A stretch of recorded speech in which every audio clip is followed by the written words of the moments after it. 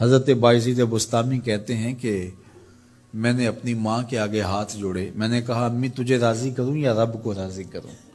تو اپنے حق مجھے معاف کر دے، اللہ کو میں راضی کر لیتا ہوں۔ ماں نے کہا جاؤ پتر میں اجازت دیتی ہوں۔ گئے جنگلوں میں ذکر و فکر میں لگے رہے، تنہائی میں اس کو یاد کرتے رہے، دن رات ذکر کے چراغ روشن رکھے۔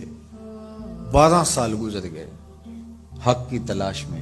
ایک دن واپس بستام کے قریب سے گزر رہے تھے، خیال آیا چلتے چلتے ماں کو سلام کر جاؤں۔ دروازے کو دستک دینے لگے تو اس خیال نے ہاتھ روک لیا کہ ساری زندگی ماں کو سکھ تو دیا کوئی نہیں، اب دکھ بھی کیوں دینے لگے ہو؟ رات کا ایک پہر بیت گیا ہے، سردیوں کی لمبی رات ہے، ماں بستر میں لیٹی ہوگی، تیرے لیے اٹھے گی، دروازہ کھولے گی۔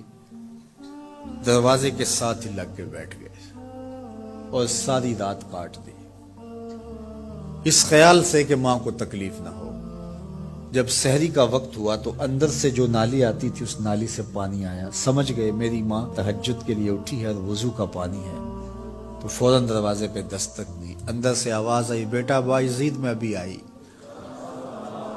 مائیں بیٹوں کے دستک کے انداز سے جان لیتی ہیں یہ کس بیٹے کے ہاتھوں کا لمس ہے۔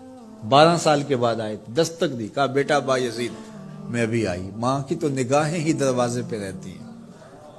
اللہ اکبر۔ کہتے ہیں کہ ماں نے دروازہ کھولا، 12 سال جنگلوں کی خاک چھانتے بیت گئی تھی، پراگندہ صورت، بکھرے ہوئے بال، پھٹے ہوئے کپڑے۔ میری ماں کی جب نگاہ میرے پہ پڑی تو اس کی چشمان سے موٹے موٹے آنسو ٹپکنے لگے، اور اس نے ایسے ہاتھ پھیلا کے کہا مالک میرا بیٹا بایزید تیری طلب میں نکلا تھا، تو نے ابھی تک اسے اپنا قرب نہیں دیا۔ حضرت بایزید بستامی کہتے ہیں 12 سال کی ریاستوں سے جو کچھ نہیں ملا تھا ماں کے اٹھے ہوئے ہاتھوں سے مل گیا۔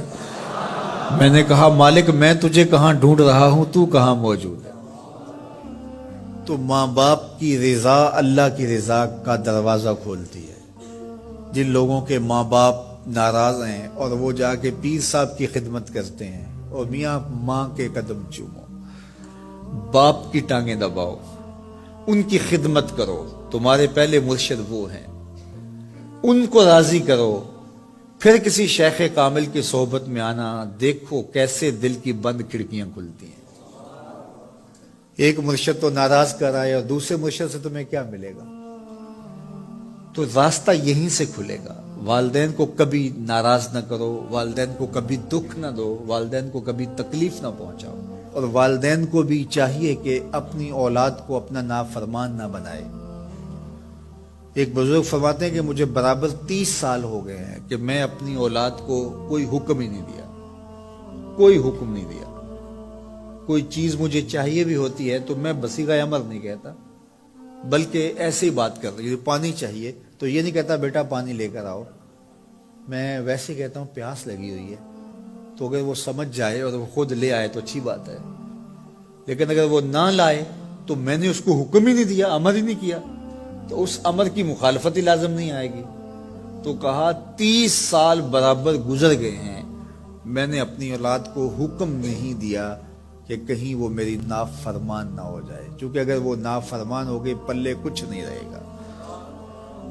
جو اولاد ماں باپ کی نافرمان ہوتی ہے وہ ہوا میں بھی اڑے، وہ چرخ پہ بھی جھولے، وہ زمین پہ گرنے والی ہوتی ہیں، کبھی کامیاب نہیں ہو سکتی وہ اولادیں جو ماں باپ کی گستاخ، بے ادب اور نافرمان ہوتی ہیں۔ وہی اولادیں سرخرو، کامیاب اور کامگار اور بامراد ہوتی ہیں جو ماں باپ کی خدمت کرتی ہیں، ماں باپ کی دعائیں لیتی ہیں۔ وہ ایک بچہ ماں باپ کے پاؤں دبا رہا تھا، تو ایک بچہ ایک بر اعظم میں، دوسرا دوسرے بر اعظم میں، تیسرا تیسرے بر اعظم میں بڑے بڑے کاروبار کر رہا تھا۔